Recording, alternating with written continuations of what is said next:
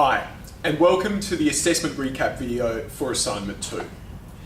In this assignment, we're asking you in groups of 3 to focus on 3 secrets of success for a career in journalism, media and communication. So we're asking you to find 3 things, 3 qualities, 3 actions that people take or people could take that are going to allow you to get ahead in your future careers. So this is a little rundown and a clarification of some points about the assignment that you might want to think about when you're in your group. The assessment criteria sheet asks you to talk about unit concepts. It's important to understand what we mean by unit concepts for this assignment. Obviously, it's everything that we've discussed in lectures and in the podcasts which are coming, and also in tutorials. But think broadly, think widely. Unit concepts really means now in KJB 102 everything and anything that we've spoken about in this unit. So that can be lectures, readings, podcasts, tutes, discussions on Facebook, links from Twitter, anything that has been discussed in KJB 102 qualifies as a unit concept. So don't just think about it in terms of what we've done in the lectures and limit yourself to the 4 concepts that you wrote about in the first assignment. In the first assignment, you could really do most of the work by looking at the unit readings, the required readings and the recommended readings in the lecture notes. In the first assignment, that was quite easy to do. But for the second assignment, and certainly moving forward into the third assignment as well, we're asking you to do your own independent research. So we're asking you to look at books, journal articles, websites, whatever you think is going to be valuable to addressing the 3 secrets of success that you want to write about.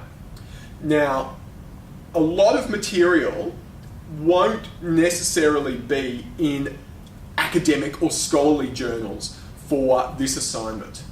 You might want to look at what's called the trade press. So publications which are designed for industry professionals. So each profession has a series of these. So if you're interested in PR, you'll be able to find PR publications. If you're interested in journalism, there'll be journalism publications like the Walkley magazine or Columbia Journalism Review. If you're interested in advertising, publications like Adweek, B&T is another really good one. Publications for working professionals that talk about professional issues. And the professional issues that you talk about can be a combination of both professional issues, things associated with the industry, but also personal issues as well. So if you're reflecting on your media professionals, you might find that they were really good at doing research.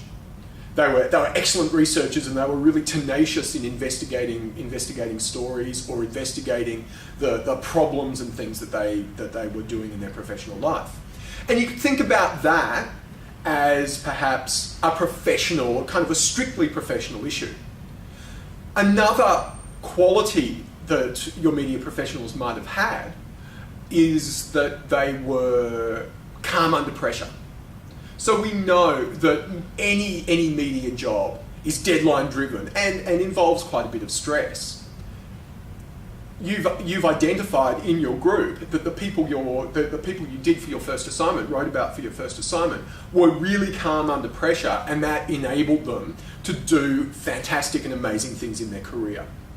Now, that's not necessarily strictly a professional issue. It's more a personal quality, as might be managing your time. It's fine and encouraged to write about those sorts of more personal things as well. When we ask you to engage in critical reflection in this assignment, we're again asking you to do something slightly different compared to the first assignment. So in the first assignment, critical reflection was about you individually. So why is your media professional, or why was your media professional important, inspiring, significant to you?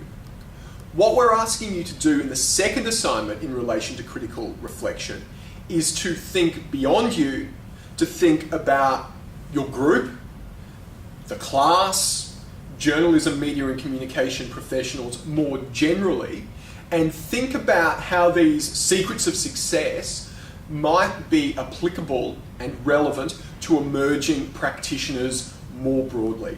So not only how these things, how these qualities are significant to you, or why they might be valuable to you, but why they might be valuable to your group members, why they might be valuable to other people in the class, why they might be valuable to students coming next year. An interesting way of thinking about this assignment in terms of that critical reflection is to perhaps think about yourself 12 months on. So you're now a second year and you're giving advice to the first years coming through. What 3 things would you say to the first year class that were going to help them? Or what are the 3 things that you wish you had been told about a successful career in journalism, media and communication when you started? That's the sort of thing that we're asking you to do. Now, you all did fantastically well in your first assignment. As a class, it was a really great effort. And we want you to do just as well in this second assignment also. So, a couple things to bear in mind. It's 1,500 words for the entire group. So, between the 3 of you, you only need to write 1,500 words, not 1,500 words per person. Now, if you're in a group of 2, you only have to write 1,000 words and 2 secrets of success. However, you do have up to 1,500 words and can write about 3 secrets of success if you wish. So you have that latitude if you're in a group of 2. If you're in a group of 4, you need to write about 4 secrets of success, and you can have up to 2,000 words. So really think about it in terms of 500 words per person per secret of success, if you like. But you remember, you will also need an introduction and a conclusion. There's assessment criteria for the introduction and conclusion, so don't forget that. Remember again, you submit via Blackboard, not via Assignment Minder, and you do it in exactly the same way as you did for the first assignment. And none of you had trouble submitting for the first assignment, so everything will be fine once again. Good luck.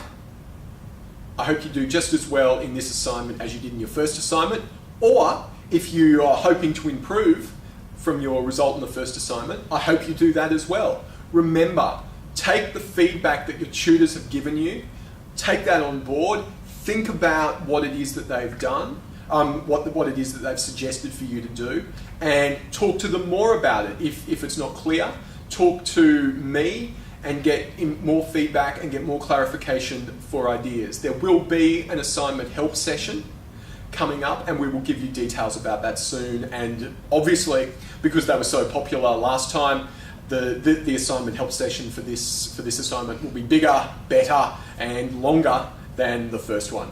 So good luck, happy writing and happy thinking, and we all hope you do really well.